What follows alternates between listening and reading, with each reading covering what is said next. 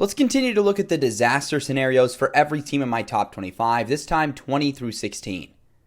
For LSU, a disaster would mean their defensive line is as bad as it looks on paper, and their secondary still can't defend anything, and they have a really rough season where they're around 500. For Louisville, a disaster scenario would mean in a much tougher schedule than last season, they just fall in a lot of those closer games, and despite having a really strong portal class, a disappointing year too for Jeff Brom.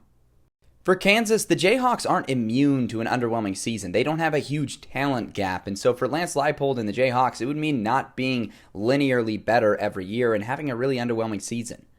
For Michigan, the disaster scenario would mean losing to Ohio State, somehow finding a way to lose to Michigan State, and just missing out on the playoff and Big Ten championship altogether.